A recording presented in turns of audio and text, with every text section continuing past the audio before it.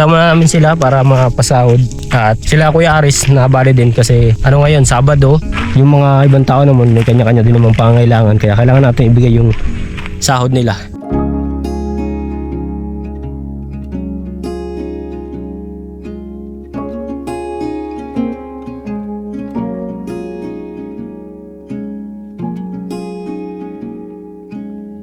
Bigay natin yung sahod ng mga tao.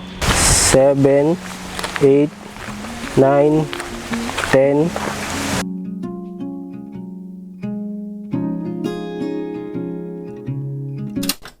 Alright, recorded.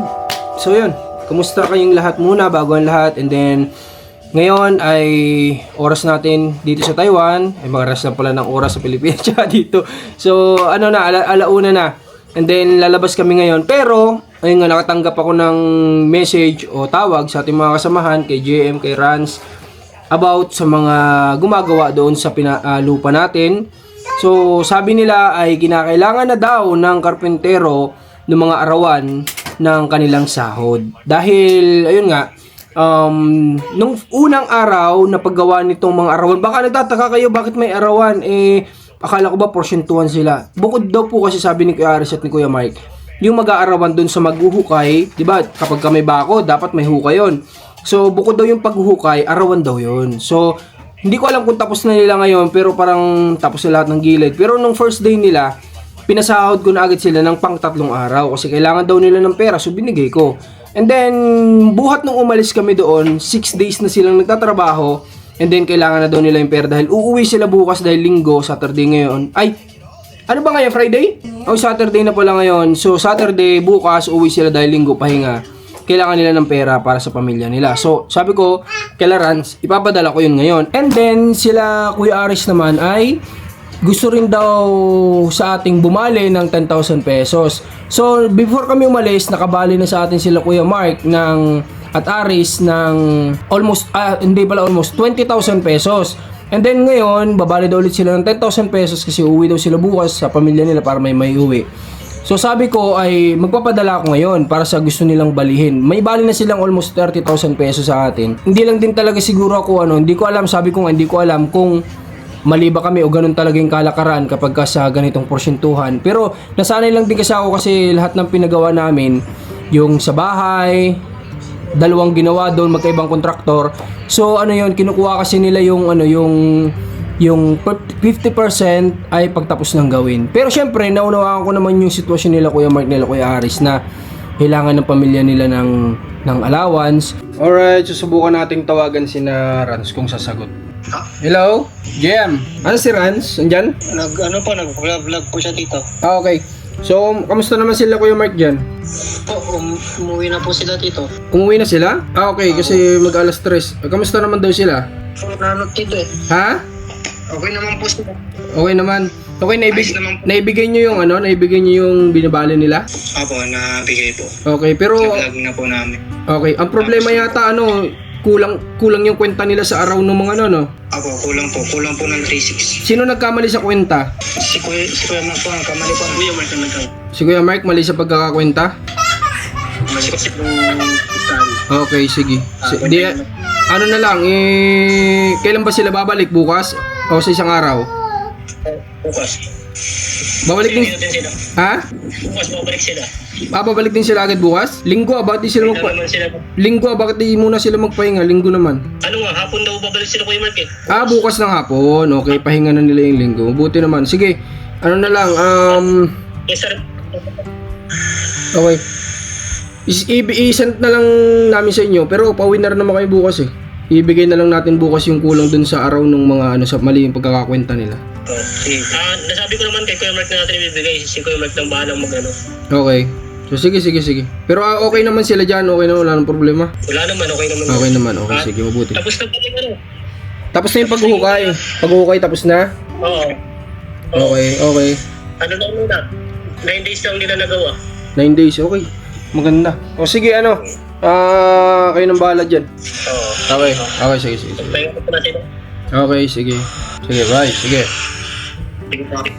So, yun guys, buti sumagot sila si JM at si Rans. Okay naman daw yung kalagayan nila Kuya Mark doon. Syempre, wala tayo doon. So, hindi kagaya kung nandun tayo, nakita nyo naman, asikaso natin sila, bilhin natin sila ng groceries nila, di ba?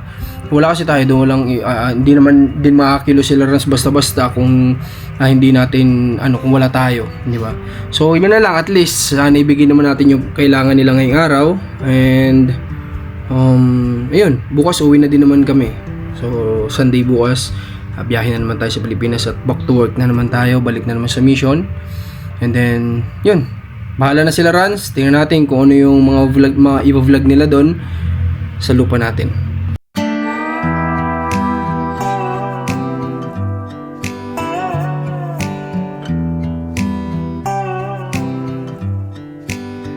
Thought it'd be golden, crossing the line and don't look back. Think I was broken, I needed some time to clear my head. 'Cause I've made all the mistakes and I've dealt with the heartbreaks, but I think that I found my way. So guys, magandang tanghali sa inyong lahat. At kumusta kayong lahat na mga subscriber, follower ni Marcos TV Channel. Muli dito, welcome back sa channel ni Marcos. At kami muna ulit yun ni JM yung lalabas kasi wala pa sila. At ilang araw pa sila, siguro hanggang bukas na lang sila dun sa Taiwan. Pinapunta na kami dito sa lupa nila para tingnan kung ano na yung mga nagawa dito. At ngayon din araw yung sahod ng mga nagtatrabaho dito, kaya yun din yung isang purpose na pagpunta namin dito sa lupa, sa pinapagawa nila Marcos dito sa kanilang nabiling munting lupa. So yan, si JM kasama natin. At yun, check muna natin kung ano yung mga na dito sa lupa. At gusto rin makita nila Marcos kung ano na yung update dito, ano na yung mga nagawa ng ilang araw na wala sila. So yan. So as of now, ito yung mga na nila. Natapos naman yata pa kaya ng paikot. Yan, kasi itong gitna na to, ang alam ko, nabakantehin ito na hindi ko kayan gawa ng pagpapasok nga nung magpapantay. So papasukan pa yun ng, hindi ko alam kung truck na malaki o bulldozer para patagin itong lupa na to. So yan, kaya yung hukay pansamantala nandun muna, hindi pa na yan, may mga poste na hanggang doon na ang poste, diretso na. Saka meron na rin siyang yung parang biga niya sa postehan yan, binuhusan. So ganyan daw talaga dapat, yung may buhos yung ilalim para yung pinakang niya, pundasyon niya, bago ipatong yung hollow blocks. Yan, diretso yung yan, ang postehan. Halos lahat ng postehan paikot. May ilan na ring hollow blocks hanggang dito. Yan, pabuhusan na rin nila. Diretso yan dyan. Ito, mataas guys yung yung poste. Mataas yung ipapadar dito gawa siyempre kung nagdadalawang isip pa sila kung bahay o transient ang dito Kung transient, pabor kasi yung privacy, nila yung privacy ng transient. At yung bahay, ganun din, same lang naman, may privacy pa rin. Hanggang dito na yung buhos. Yan, lumiko lang dito guys, kasi yung muhon yata nila hanggang dito lang. Ayan naman yung muhon, may mga muhon naman siya, may mga palatandaan naman kung hanggang saan lang, kaya lumiko. So ito yata sa kabilang lote na yun. Yan, paikot hanggang dito na. Mahaba na rin pala yung nabuhusan. So nagkakain lang sila dun ngayon. Nandun sila ngayon nagkakain. So yan, medyo mahaba na yung buhusan, hanggang dito yung buhos. Pero yung bakod ng bakal umiikot na. Kasi yan, kinalat na rin nila yung mga hollow blocks. Yes. Hanggang dito na yung poste sa may pagliko.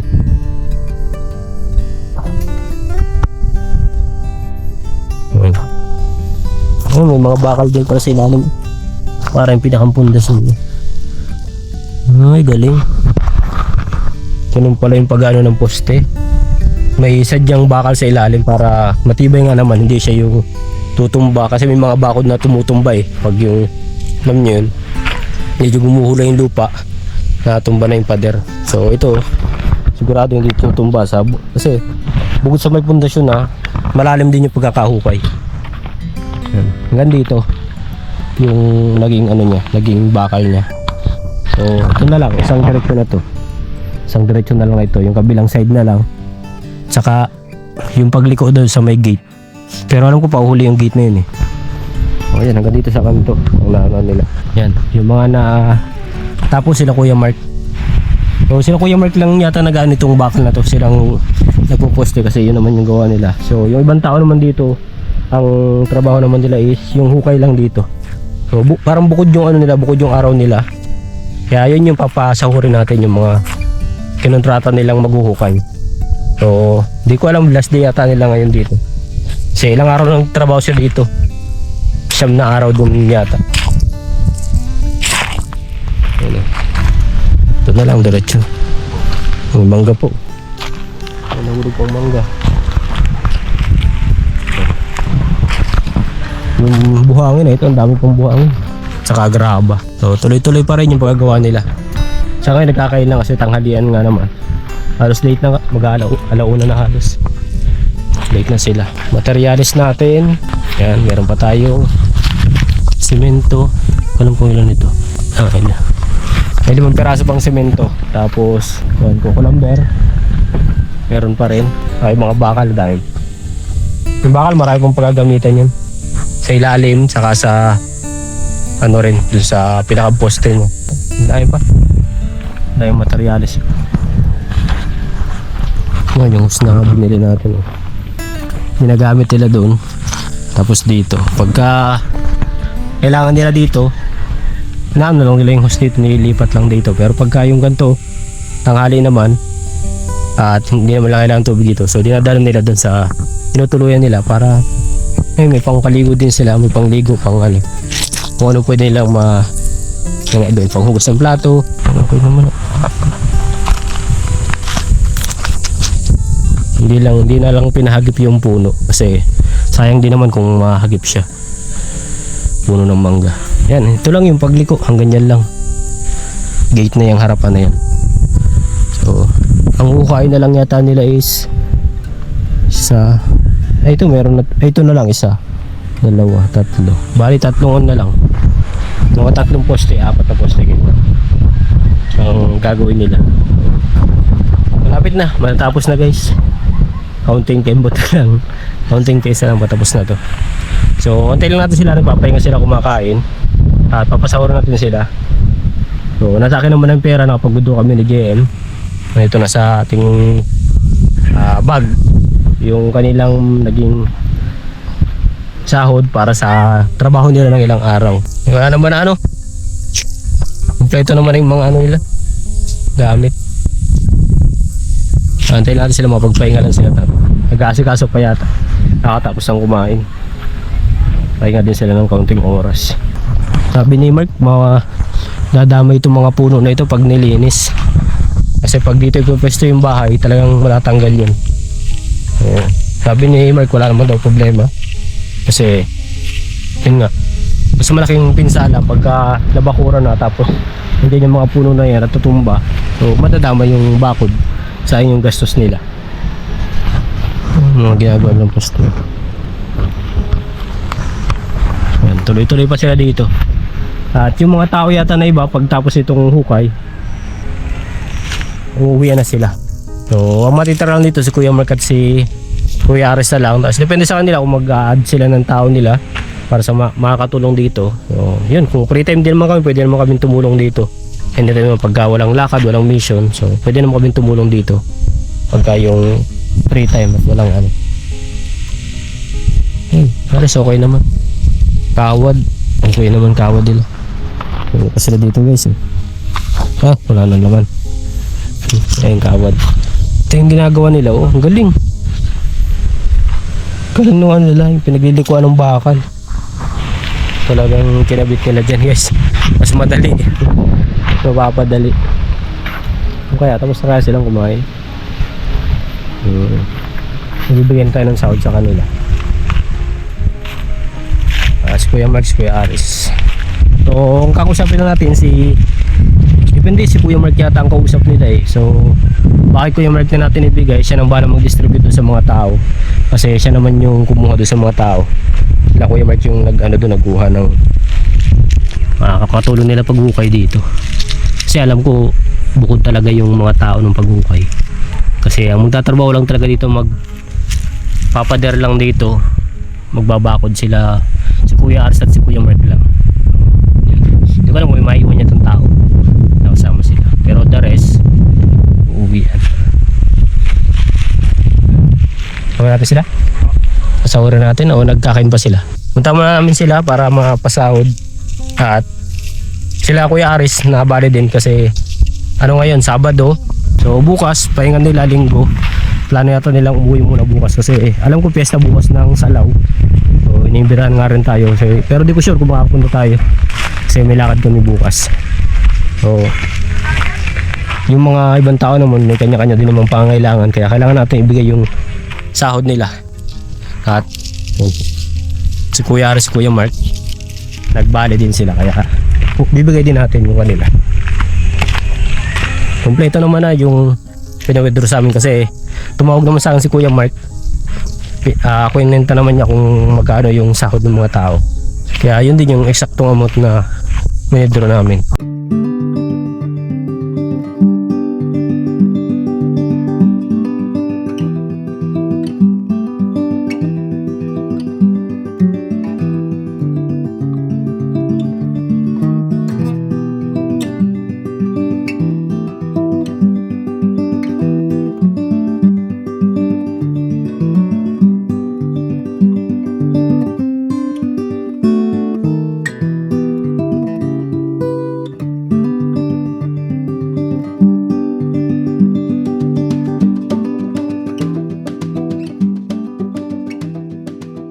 O yan, natawag natin si Kuya Mark. Tapos yata silang kumain. Presko pa rin talaga dito. Sarap ng hangin, sarap magtambay. Makapagtambay nga dito minsan. Siyang init sa bahay, parang nandun siya. Ay, Kuya Mark, kabihis ka. Samunta mo. Pawid ka ngayon. Basta bagay, rest day din naman bukas ano. Bukas naman po ng hapon, nandito na yung kami. Hapon? Alis hindi ako doon pa. Okay. Oo. Hapon nga din ano. So, yun. Magkano yung yung sa kanila? Ari po, Kuya. May listahan niya si Kuya Mark. Kukuha lang ni Kuya Mark yung listahan ng sa mga tao para maano natin kung magkano talaga yung ano. Pero alam ko na set naman sa akin Kuya Mark kung magkano yun. Bali po Lunes. Wala namang absent sa kanila. Wala namang absent. Diretso naman. Magkano total nito? Yung Na total mo na to ano? 10,800 po. 10,800. Okay. Ilang tao ito? 4 po. 4 na tao. So, yan. 10,800. So, yan. Bigyan natin. Bigay natin yung sahod ng mga tao. Yung sahod kaya natin. Yan guys. Ito na yung na-withdraw natin. Kapal ito Parang pinili mo yata. Magkano yung sa kanila 10,800 lahat. Okay. 1 2 3 4 14,400. Times 4 pala. Tama. Check mo to. Check mo ulit. Baka nagkakamali tayo. Baka ang aking lista na ay walang total. Tingnan ng lista ulit. So guys, kukwentahin natin ulit kung magkano yung nila. Kasi yung siya, kukulang ito at yun lang naman sila masahin kahapon. 1, 2, 3, 4, 5, 6, 6 na tao. 6 na araw. 6 na araw po yan. Wait lang. Saan ibigay yung calculator natin? 14,400 nga guys. So 14,400. So kulang yung natin, withdraw natin kasi yun lang naman sila. Kaya yun lang na withdraw namin. So yan. Tatawagan namin si Marcos. Para doon kasi ito lang naman yung pinadala ni Marcos. So tanongin natin siya kung ano niya, kung papo-withdraw ngayon. So bali, ibigay ko na muna yung 10,800. Sige, para ano lang natin, kwentahin natin kung magkano yung kulang mamaya. Ano? So, ayan. 1, 2, 3, 4, 5, 6, 7, 8, 9, 10, 10.5. Kaya magpawa. 10.5 ano? 1, 2, 3, 10,800. Yan yung kanila. Kasi yan lang minessage sa akin ni Kuya Mark. So yan lang din na send ko kay Marcos. Kaya yan lang yung pinawithdraw ni Marcos. Hindi naman namin ano kung ano yung total talaga. Pabilang na lang Kuya Mark para dito tayo. Okay? Yun. Yun na yung sa mga tao. So, antay lang natin yung message ni Marcos kung ano yung ano niya. Kasi nagkamali ng kwenta si Kuya Mark. Ito naman yung napag-usapan niya yata. Yung chinat nyo kay Commander. Nabali. Okay. So ito naman sobra. Yung chinat naman nito kay Commander na babali sila. Si Kuya Mark kasi Kuya Aris ano? Sa inyong dalawa naman ito. Okay. Magkano yun? 10K ano? 10K. So 1, 2, 3, 4, 5, 6, 7, 8, 9, 10. So 10,000. Pabilang na lang ulit kayo Mark para siguro tayo. 10,000.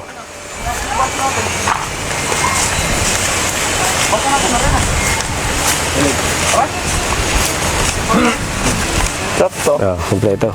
So yun, kompleto na guys yung withdraw natin kasi yun lang naman natin. Total of 20,800 yung withdraw namin kasi yun ang sined ni Marcos gawa ng yung ngayon nakalista lang dun sa sined ni Kuya Mark. So ano, nagkagulo lang sa kwentahan. So yan, update natin si Marcos na gano'n yung nangyari para ma-send din niya yung kulang. So ay, kwentahin natin kung magkano kulang. Magkano total nun? 14,400. Yan. So kulang ng 3,600. Ano? Tama?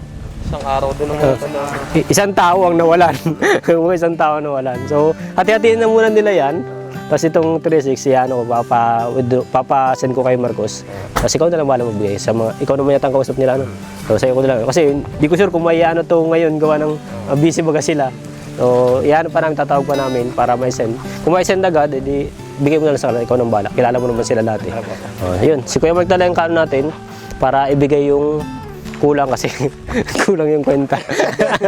So, pero kung nakakwenta saan ng maayos agad na ano natin kung ano yung talagang total. So, mawi-withdraw naman agad. Kasi si Marcos ang sinend lang sa akin yung total lang. Yung pinakang kabuuan lang talaga nung ano. So, yun. At antayin lang natin yung magiging message ni Marcos mamaya. At update na lang kita. Sa akin naman yung number mo. Thank you pa. Sige. So, yun. At nagkagulo-gulo lang sa lista ni Kuya Mark. So, hindi ko na rin naman na total kanina pagpakita sa akin yung lista ni Kuya Mark kasi ang sinend lang naman sa akin ni Kuya Mark, ang next lang niya sa akin is yung pinakang total lang. So nakasend naman yun 10.8, nandito pa sa akin yung ano. Pakita natin yung ano niya, yung text sa akin ni Kuya Mark. So ako yung nagiging contact ni Kuya Mark kasi hindi naman siya makapag-message kila Marcos at iba nga yung SIM card nilang gamit doon. So hindi naman maubasa nila Mark yun. Sila Marcos. Yan o. Nabasa nyo ba? Yan, total. Yan, may message naman. Wala namang problema kung ano kasi yun naman talaga yung pinagtrabahuan nila. So, mistake din naman. Okay lang, wala namang problema yun. Sesend naman din agad ni Marcos. So, anuin ko lang. May message ko lang sila. Sana mabasa agad kasi alam ko busy sila ngayon. Na alam nyo naman na sinusulit nila yung oras nila doon na nandun sila. So, pag nabasa agad at sinend, dadali natin dito agad. So, si Kuya Mark naman kausap natin. Kuya ating ibigay na kay Kuya Mark. Tapos, Kuya Mark nang bahala din na mag-distribute sa mga tao niya. So, sa ngayon, yun ang munang 10.8 na yun ang pag hati-hatian ng mga tao para kahit paano may mayano sila mga pamilya nila.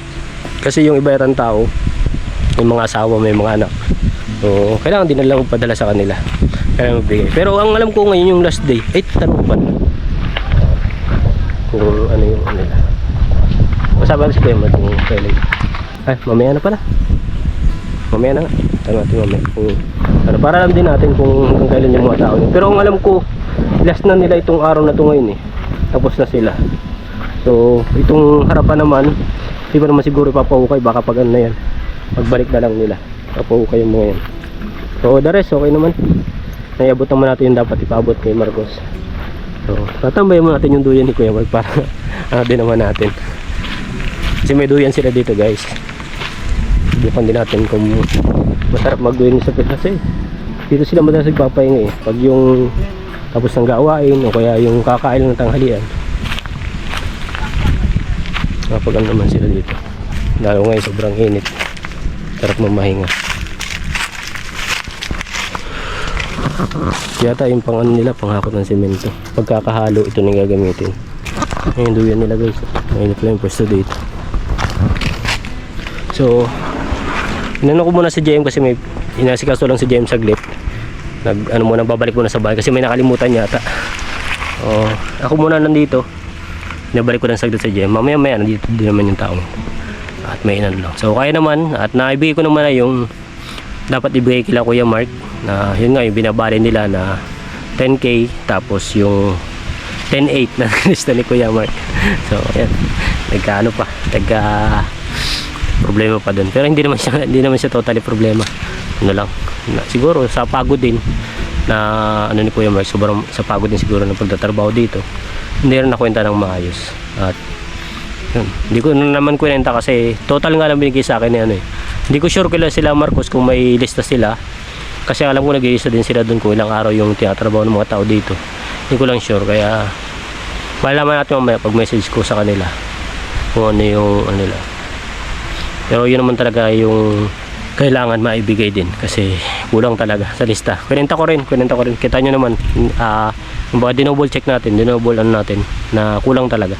Kahit sa JMP, kwenta din niya, kulang daw talaga. Buti na nga lang na ano ni Kuya Aris, na kwenta ni Kuya Aris. So yun. At okay naman na, itatawag lang natin kay Marcos. Kuya Aris nang bahala. Yan. Ito, pahangin muna tayo guys. At habang ano, siguro pwede siguro dito muna kami kasi mainit sa bahay guys, sobrang init, grabe.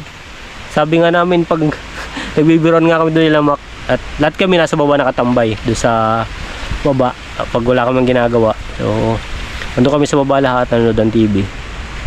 Yun, hindi kami makaano sa kwarto kasi sobrang init nga. Kahit alam mo yun, kahit may electric fan na sobrang ano, parang ang lumalabas sa electric fan is nag-aapoy pa rin. Grabe yung init guys, sobra. Alam nyo yung mga taga dito o mga nandito sa Pinas, alam nyo kung gaano kainit yung panahon ngayon. Sobra talaga, grabe. Ako nga, yung paglalabas nga namin pawisan talaga. Halos ano, sunog talaga ang balat. Kaya yun, kita nyo naman, naka-jacket kami, naka-long sleeve ako kahit paano, para mabawasan din yung direktang init sa katawan. So although mabanas yung pakiramdam, pero pag nasa ganito ka naman, nasa ilalim ng puno, so tanggal naman yung banas, kaya lang yung rektang tama ng araw sa katawan, yun lang yung kahit paano iniiwasan natin. At sabi nila, nakakaano din nga doon, baka magkasakit din pag yung rektang sikat ng araw ang tumama sa katawan. Kaya yun, ito okay naman na to, relax naman kahit paano. Duyan muna tayo dito. At yun nga pala, maalala ko, ngayong araw is Sabado. So ngayon yung palabas yung kay Nanay Minerva. So may singit ko na dito sa vlog ni Marcos at para ano din naman. Ngayong araw yung ano ni ni Nanay Minerva. Ngayong araw yung ano niya, yung showing nung sa magpakailanman. So di ko alam kung ma-upload itong video na ito na showing na, pero tingin ko tapos na bago ito i-upload. Kaya yun, kung sa mga hindi pa nakakapanood, panoorin nyo na lang sa magpakailanman. O may mga replay naman yan sa mga platform nila. So kung YouTube or kung anong mga apps yan, so replay natin, panoorin natin, sabay-sabay nating panoorin kung ano yung kabuuan ng magiging kwento dun ng Minerva. So kami, na-excite din kami. So sila Marcos, nag-aano din sila, siguro manonood sila dun habang nasa Taiwan sila. Inaabangan din nila yung ano, kasi may live naman siya sa mga platform. So dun lang sila manonood at gagawa sila ng reaction para dun. So kami, magbibideo din kami ng kung ano yun. Sabi, kukontakin ko nga si Nanay Delia. So nakalimutan ko na si Nanay Delia, kukontakin ko siya kung ano niya tayo na ano, makapag-video dun ng reaction ng panonood ni Nanay Minerva sa sarili niyang kwento ng buhay. So yun, para makita din natin kung ano yung magiging reaction ni Nanay Minerva pag pinalabas yun at habang nanonood siya. So nandun naman na yung surpresa natin sa kanya, yung TV nandun na provide na. So hinatay ko lang yung chat ni Nanay Delia kung ano na sila nung TV Plus or kung anong gagamitin na para makapanood sila. Pero sabi pwede naman daw yung wifi lang na i-connect na lang. So depende na yun. At magbalik na lang ni Marcos kung ano yung pang pwede nating magawa doon. Balik nila. So provide natin kung ano yung mga doon. Abangan natin yung magiging reaction na Nanay Minerva. Excited kami sa movie ni sa kwento ng buhay na Nanay Minerva, saka yung reaction niya dun sa sarili niyang kwento. So yan. At napakagaling nung gaganap, isang batikan na artista din, Ami Austria. So marami nakakilala na mabasa ko yung mga comment, dami nakakilala. So sobrang galing din na actress. So nakita ko rin naman siya dati, nakapanood ko din naman siya. Magaling talaga na actress. So mas marami na nakakilala sa kanya yung mga medyo na yung edad, halos kasabayan niya ng edad, kaya alam nila yung takbo ng career niya simula ng pagkabata. So kami hindi masyado kasi ang naano ko na si Ami Perez, yan na yung mga namin, naabutan namin na talagang noong time namin sila yung sikat, sila yung yung namamayagpag sa industriya ng ganyan. So yun, napagaling naman ang gaganap at napinood namin yung teaser. Alam ko may mga nakapanood na rin sa inyo. O sabi-sabi natin panoorin mamaya. At kami nag-aabang din kami. So, ang oras 8:15 PM sa Pilipinas at di ko alam sa ibang platform kung anong oras yan. Kasi may mga platform na nagla-live sila. So, abangan natin. So, antay ko lang si JM para makapag tayo ito ng kaunti. So, pahinga muna tayo. So, yan guys, at yun, okay naman na gawa naman natin yung mission na ibigay yung mga sahod nung nagtrabaho doon sa lupa. So yun, umuwi muna kami para makapagkape. Kape kasi mainit. Huwag merienda para hindi naman magkalaman din naman si Mura. So hapon na rin naman talagang oras ng pag-merienda. Kaya nag-decide kami ni GM na umuwi muna.